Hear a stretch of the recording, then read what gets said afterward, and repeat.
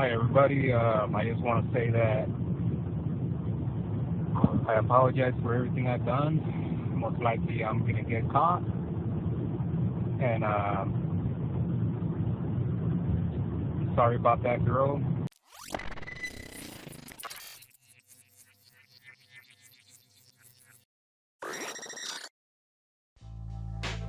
In 2016, during a summer night in the city of Bend, in Oregon, 23-year-old Kaylee Sawyer was walking the streets on the outskirts of town after attending a bachelorette party.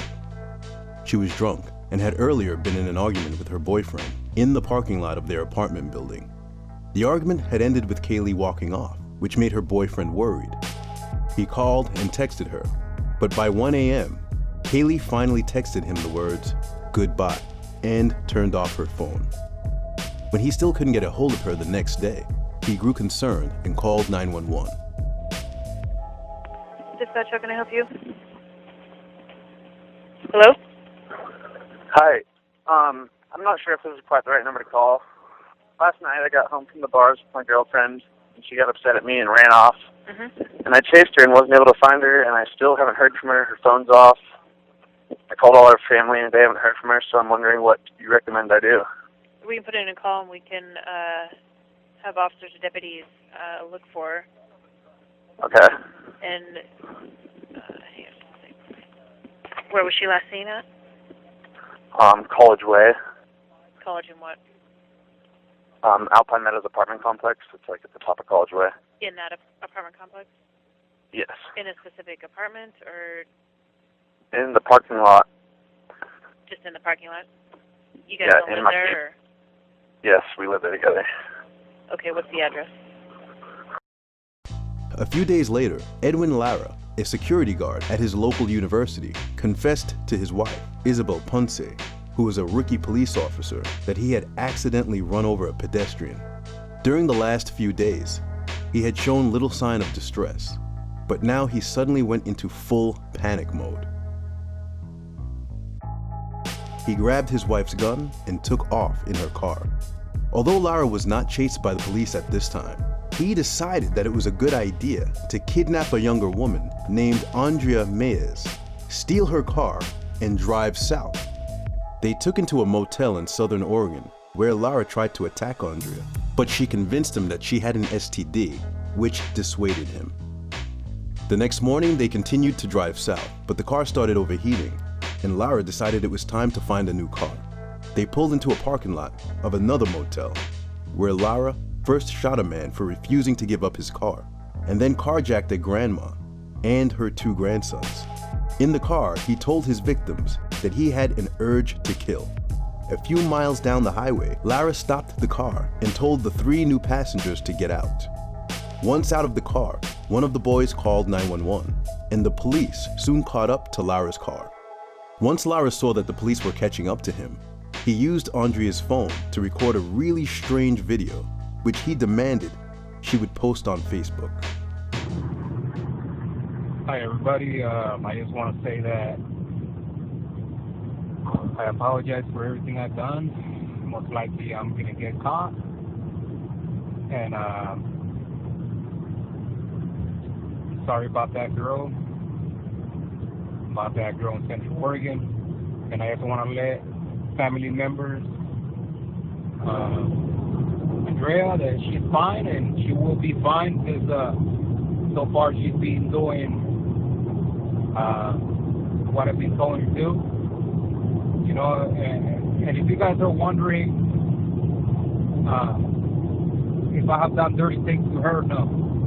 All right, I'm not that kind of guy. You know, I used to kill that other girl, you know, and I regret it. I regret killing her. You know, she's kept screaming, and I had to silence her forever. So, you know, like I say, she's still fine. We're driving, and she'll be home pretty soon. I'm sorry to her grandma and her family members, to her boyfriend. You know, I'm sorry for everything that I caused. Okay, and you'll see her pretty soon. Okay, tell the cops that not to shoot us, because if they shoot us, then that's not my fault. Okay, but sorry everybody. Bye. After recording the video, Lara called 911 to give himself up. While Lara was on the run, his wife, Isabel Ponce Lara, was questioned by the police.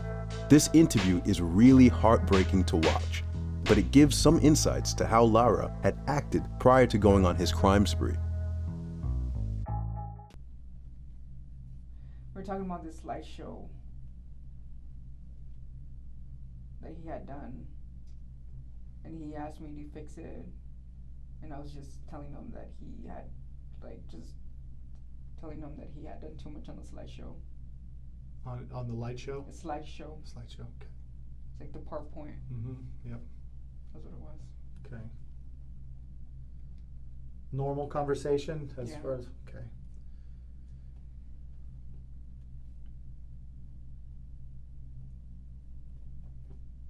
And then you, what time do you remember him coming home? That was it. I don't remember what time he got home. Did you just go to sleep like normal at your own house? Yeah, I went to sleep. For the most part, I feel when he gets home, but that day I didn't. Okay. What time did you wake up? Well, what time did you go to bed, and then what time did you wake So up? I went to bed, I would say, a little bit after the text message, so I would say closer to midnight. Okay. And did you wake up in the night at all? No, I don't remember waking up at all. Okay. Do you remember waking up in the morning? When you actually... So I woke up around 7:30 to 8 on that Sunday morning. And was he home? Yeah, he was there when I woke up. What was he doing? As far as was he getting in bed? Was he eating breakfast? When I woke up, he was in bed with me. Okay. He was already in bed. Was he awake? Well, we were waking up at the same time. I don't know if he was awake or. But we were. It was the time to get ready to go to church. Oh. So. I don't remember if he was already awake or not, but we were still both in bed. What time does he normally get off when he works graves? He starts at 3. What time is he normally home? So what do you mean, when he works a graveyard like he did on Saturday night, he starts at 3 p.m. What time? Does he work a 12-hour shift or? It's always changing. It's always changing. It's always unpredictable. So okay. I actually was on the point that I didn't even know when he was going to be working or not. Okay. He usually had his schedule on the refrigerator, and I would just go check it. Okay. Because it was just changing all the time. Okay. But so he didn't have any standard hours for his graveyard time. Okay. Do you know if he worked normally 8 hours, if it was a normal day? That day, or just in general, because you don't know that day, right? In general, I think it's always been 10 hours. 10 hours. Okay, that makes sense. But you see, that's where sometimes I get just crazy. Sometimes he would just work 4 hours. Yeah. Okay. It wasn't predictable. Okay. So not sure on what time he got off or what time he came home, but when you woke up, he was asleep, and you guys were both kind of waking up at the same time. Mm-hmm. Is that correct? Yeah. And you were both planning on, or you would normally both go to church? Yeah. So he's used to maybe getting a few hours and then getting up and being okay to go to church on Sunday. That would be normal. Mm-hmm. Okay. Did you guys do that? When it happens, like I said, his schedule gets all crazy. Yeah. So when it happens, he's okay with it. Okay. Did you do that on this Sunday? Did he get up and go to church? Yeah, that's what we did. We got up, we got ready, and went to church. Okay.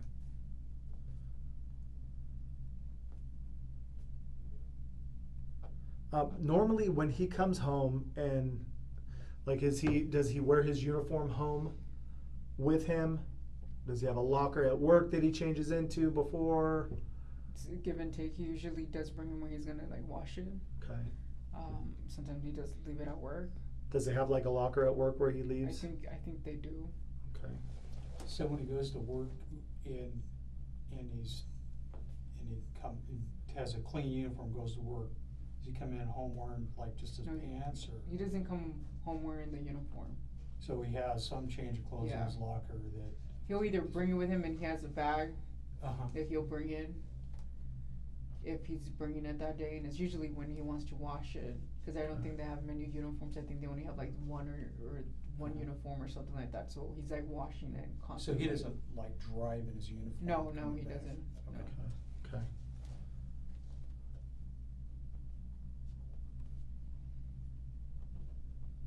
But he does have a locker. I think so, yeah. I don't know if I don't think they share it or anything, but I think they do. Okay. And he drives home, so he'll drive to work in his car and then drive their patrol car or their security car, right? Okay. So what time is church on Sunday? 9 in the morning. Okay. Is that, and where's the church? So it's La Roca, it's in Spanish, it's called a rock. It's on Division Street in Bend.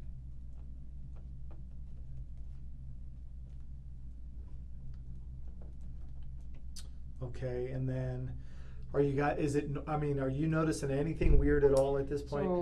So he was very quiet, like on the way to church. Wasn't saying much. This is unusual. Mm-hmm.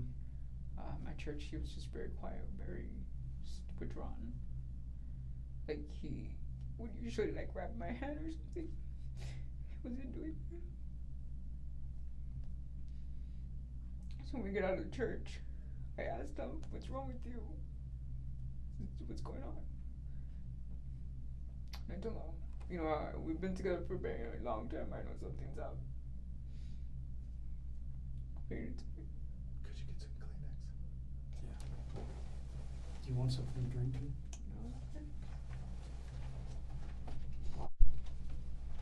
So it was strong enough for you. You didn't ask him anything about it at that point, though? No, because I'm still in training at work. Yeah. It's been stressful. Sure. And it's just, we've been like talking about it, like just in the sense of like, so what if I don't make it? Or yeah. Whatnot. So it's been stressful in the sense of just trying to figure out. Sure. So I thought that maybe that's just, it was all together. Part so of I didn't push it. Yeah. I was just like, I'm feeling down to myself. Sure, so absolutely. I would have thought the same exact thing. I didn't push it. I didn't. Okay. And I'm sorry, but and I'll be annoyingly detailed on this. You guys get done with church at about what time? It's noon. Okay. Do you drive straight back to Redmond, or do you just stop for lunch or anything? We went back home. Well, okay. we stopped by getting Pizza Hut. Okay. Once Edwin Lara was eventually caught, he was brought into the interrogation room, where he was interrogated for 6 hours. Okay. Wherever you want. Just tell me where you want to be set. That's fine. I'll sit right here. Okay, thank you. Hello, sir. Hi. My name is Sergeant Beckwith. I'm Mac. Wait, I shouldn't introduce myself because you guys know me. We know a little bit, right? So a couple things. We got some housekeeping items to talk about before we start talking about things. Those are going to be your Miranda rights and your right to a counselor. Okay. And then I wanted to talk to you, just to let you know where I'm coming from, because it sounds like you've done a lot of good things, even to this point. And so we're not really concerned about the NDA at this point. It's going to be about, finding her. Okay. So, but before we do that, do you have any questions for me on the onset before I advise you of some things? Because I'm going to advise you of your Miranda rights and your consular rights, okay, right? Before we start talking about things at all. But as far as questions you have before we get into that, I'm all my cards on the table kind of guy. Okay, I'm not going to come in here and try to be all tricky or whatever. Detective McLaughlin's the same way. The detective starts off the questioning really friendly, in an attempt to establish rapport. Rapport is when you try to gain trust by giving compliments or by mimicking your counterpart's body language. Even though this interrogation is with a known offender, the police seem almost more friendly than when interrogating his wife.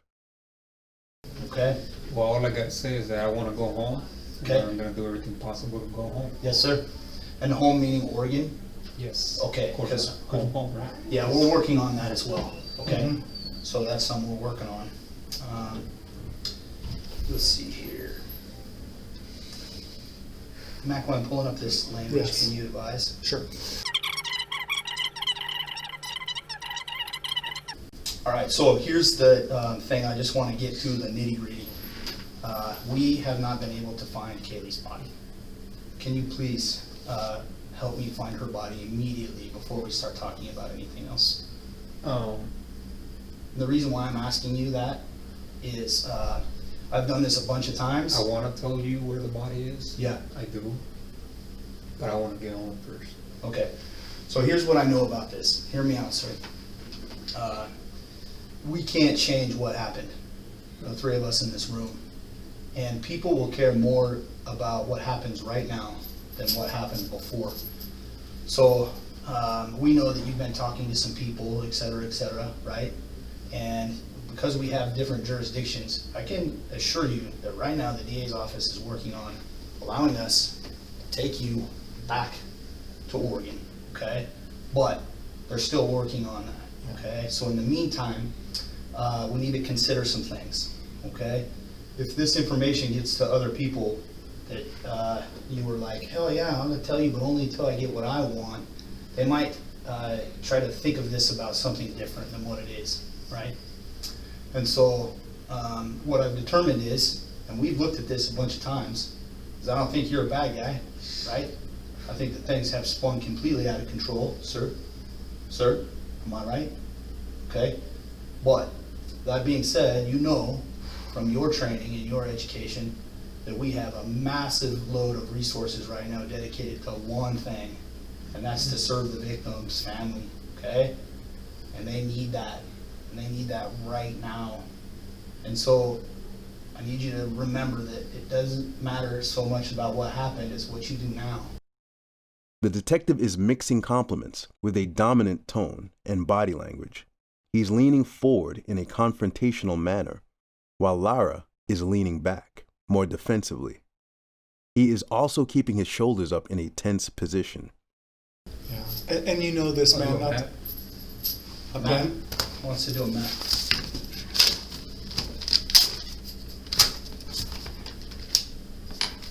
So before,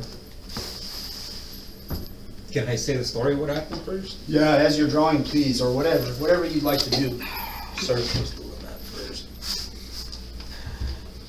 You want us to get you out of that stuff? Highway from, yeah, Okay, but you ask if we can get him out of this stuff so we can drive. highway from Redmond to Salem, that's 120, right? I think it's 126. 126.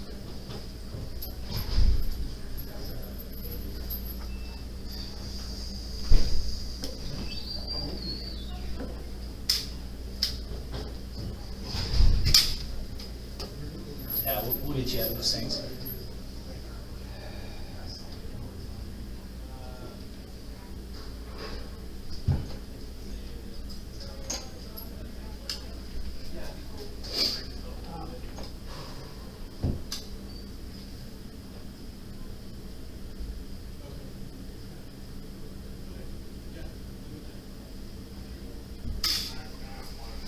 Yeah. We're working. All right, checking the box. So we're gonna get somebody to get you out of those, man. I mean,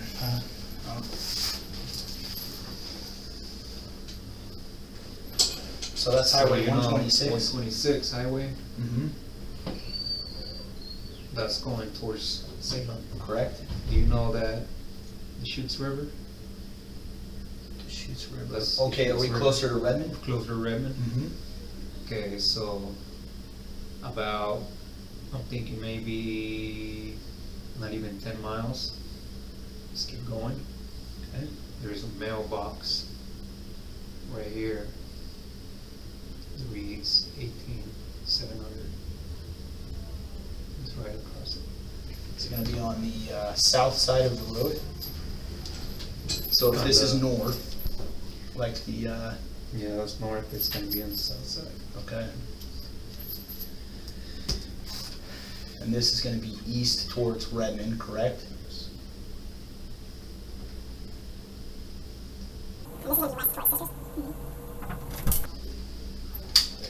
You're doing good, Edwin. You know what? This is not easy. Or you might be a little bit scared. We're going to hear what you have to say. We really, really want to. I'm thankful, and so is Sergeant Beckwith, that you know what the right thing to do is right now, and that's to help us locate her, for her family, for the community, for us, for you, for your wife, all that good stuff, okay? So I'm thankful to you. I want to say that right away, that you hear what this man has to say, and that you've got a heart inside of you. And I know, because I was in your house. I saw the Bible. I know you thumb through it a lot. I see that you've tithed for months consecutively. I know you have God in your heart, okay? And that's just not a trick. That's eternal, right? You know that. But I'm not talking about this moment. I'm talking about the big picture, okay? And so I appreciate your honesty. So, what happened, man? What happened? Like the straight up, what happened? So I was putting the signs up where there was an event going on. At It's a school, college. Cyclist event or whatever. You know, I was in a hurry because I wanted to get out of it. And I was gonna turn south on College Way on the D4 lot. So I was gonna turn south on the do not enter area there. And I didn't see her. She was wearing all black. So I was in a hurry, so it was my fault.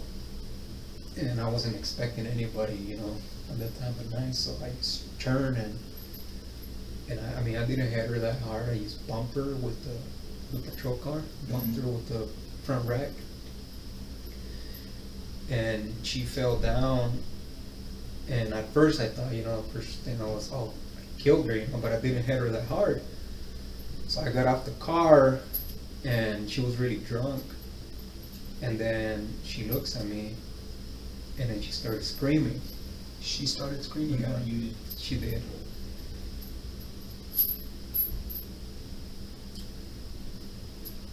So I panicked and I just grabbed her by the throat and told her, shut up, shut up, shut up.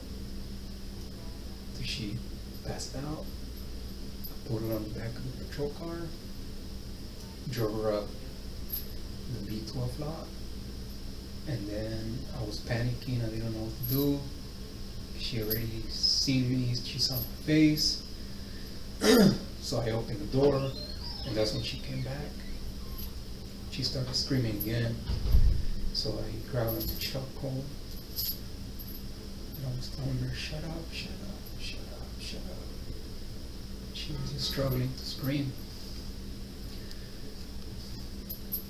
So I threw her down and I hit her with a rock on the head. After that, I dragged her body behind a tree there and I hit her with another rock.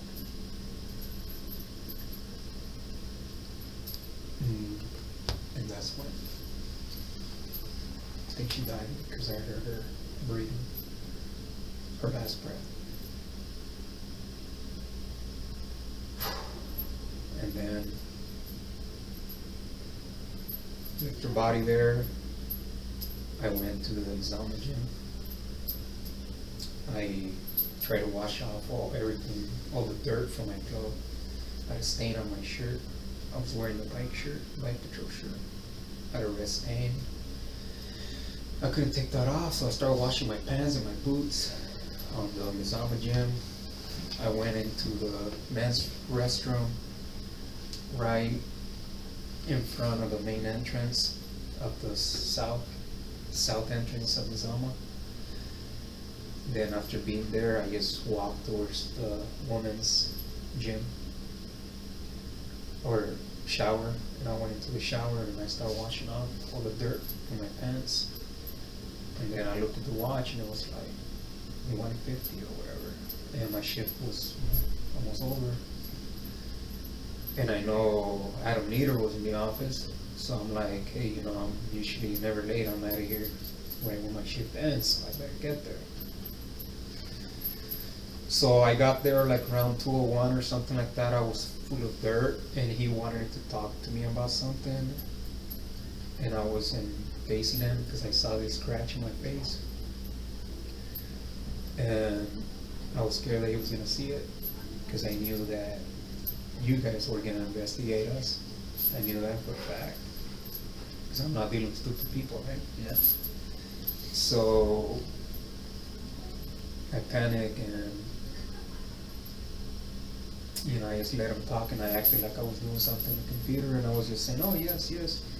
And I tried telling him something, but I was so nervous that I don't think he was able to understand me, what I was saying. He goes, what? And I said it again, and he wasn't able to understand me again. So at the end, I think he just left it like that. He didn't ask me any more questions. But I don't think he realized anything bad, I just think he probably thought I was tired or something. Because I told him, I'm tired, I want to go home. Then, when I was walking out, I'm like, okay, I need to get rid of her, because if they find her up in the Boy 12 lot, they're gonna know it was one of us, and it's gonna be me, because Adam was in the office, all night long, doing some paperwork. So I drove back up there, I put her in my car, I grabbed a trash can first from the Boyle Education Center, from the custodial room. I grabbed a trash can, or trash bag. I drove up the hill again and just put her head inside the bag, put her in the trunk of my car, and just drove out of there. Your personal car? Yeah. Which car's that? The Nissan. You guys haven't found that yet? Yeah, we found it. Okay. But it's not fair for me to put words in your mouth, So you gotta ask. So what happened next? So I drove her to a ditch by close to my parents' house, and she was kind of heavy,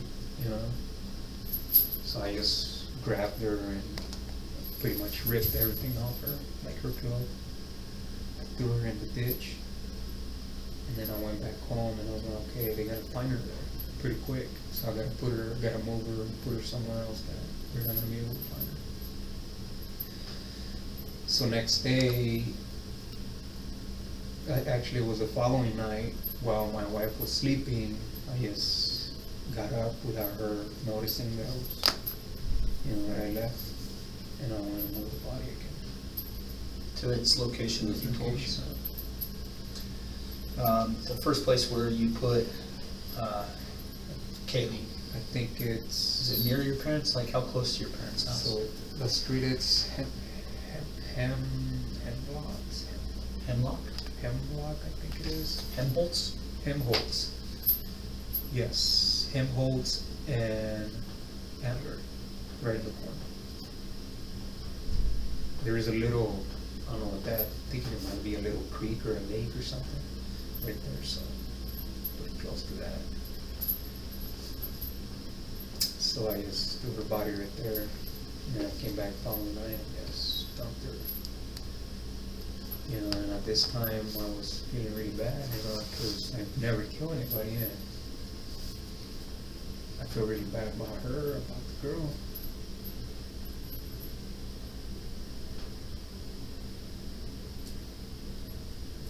She didn't deserve to die.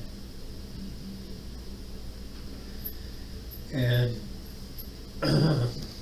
I was feeling really bad about what I went to, because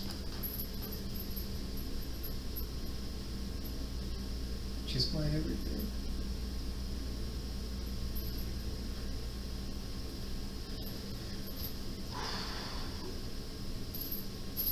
And I know that most likely I will die in prison, and that's gonna be one of the things that I'm gonna take in my heart, Isabel, and the regret of killing this girl. And I know this is being recorded, and apologize to the parents. To the dad, I know the dad has been looking for her non-stop. I apologize. She looked like a really nice girl, and she didn't deserve what I did.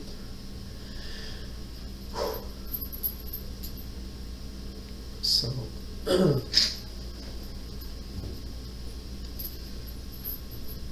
following day after I moved her body, the second time, or the first time, the second time I should say, I woke up with this thing in my heart, like heavy, you know, and I'm like, so I knew that from the moment I told my wife she doesn't turn me in, because I know her. And she loves her job and she loves what she's doing now, and I knew she was gonna do it, no matter how much she loves me. So I told her with that purpose. I told her, I killed this girl, I'm gonna walk out of here, I'm gonna drive out of here, you do your thing. She's like, why are you putting me in that spot? I'm like, because I know you're gonna do the right thing. I know you're not gonna be my accomplice, because you're not that type of woman. So she kept telling me, please don't leave, just turn yourself in. And I'm like, I don't want to spend the rest of my life in prison. You know, I don't want to get death penalty. I don't want that like that. Did you have some of Kaylee's stuff at the house? Yeah. Can you tell me about that, please? Okay, so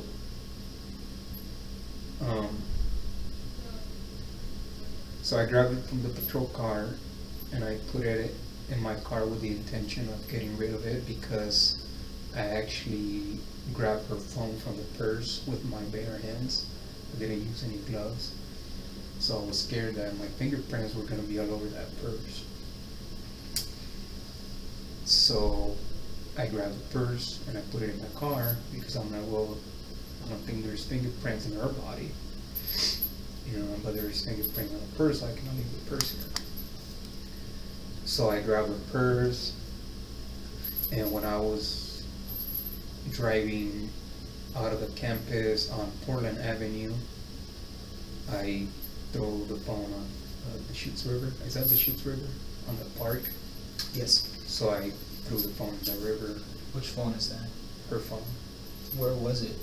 It was in her purse. Why Yeah. did you throw it in the river? Because they were gonna find it, you know, if I throw it somewhere else. And I mean, I knew sooner or later I was gonna get caught. And you know, for a fact. You know, and You was trying to buy some time? I was trying to buy some time so I can say bye to my family, I guess. So a couple things you need to understand, and we're finally getting to the real problem here, we really are, is you knew she was never getting out the car the moment you shut that door. Well, let me finish. You need to let me finish, right? Because I know this, okay? Because you said we were hookers. She's like, no. Immediately you go to give me your purse and your phone. Well, I knew she wasn't gonna get out. She wasn't gonna survive that encounter, was she? No, it Because was. you can't rape her and let her live, can you? And she can't make a phone call if I you wasn't, have it. I wasn't gonna rape her. Well, you can't let her live. Edwin, we're missing something here, man. Look, yeah, I know what you guys are thinking, and it makes perfect sense. It does. Because Why would you I know ask? where you Why got- would you ask for her purse? What was in your head that made you want her purse? Because, you know, Just in case she had a gun, she could defend was- herself. She was gonna use her phone. This is a classic good cop, bad cop situation. One officer is being more friendly toward the subject, while the other is way more aggressive and straightforward, which is a common interrogation technique. To call 911. Call for help. So, but listen to this. According to your story, this is where it does not make sense. If your intent isn't already there to do some kind of harm or some kind of evil to her, some friggin' evil that's there, bro. It's there. You just gotta face it down, man. You can't cower away from it. You face that damn thing down right now. If you know the only way if you don't have intent in her head, your thought is, I gotta keep that phone away from her because she's gonna call for help before anything bad's even happened. You've already made a decision. Am I right or am I wrong? Help me. So I made the decision at that time to silence her. To kill her. Let's be real. When you say Yeah. silence her, you mean kill her. Is that correct? Okay. Because When did you make that decision? when she started screaming, because she had seen my face. But you already grabbed her phone. You already kept her away from making a call for help or contacting someone. So you're already preserving yourself. So I'm thinking it's before, when you ask for the purse, I think you already know in your head, I'm going to silence her. I'm going to kill her. Why else would you ask? So when she gave me her, like she had her phone, because I knew her phone was back there. Like it just clicked on my head, and I put her purse back there. Her phone is in there, you know. So I told her, give me the purse. So then Tell me exactly how you said, give me your purse. Say exactly how you said it. Okay, so I went, give me your fucking purse. Just like that. Just like that. Okay. So she hands over the purse, and I'm like, your phone is not in here. And she goes, yes, it is. So I start digging in the purse with this hand, and I find the phone, and it's there. So, and you know, very relieved. But at this time, she's struggling with the door, and I'm telling her, shut up, shut up, shut up, shut up. You know why you felt relieved when you found that phone? You know why? Tell me why you felt relieved. She wasn't calling her help. And she was never gonna get away. Because she had seen my face already. You just already seen her face. And you already knew what you were gonna do. No. You were gonna silence her, you already told us that. Well, yeah, but Why else would you grab her phone?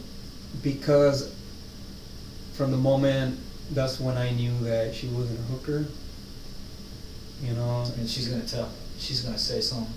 if I let her out of the car, she's gonna go say, hey, you know, security guard raped me or something. Do you have dominion over a woman?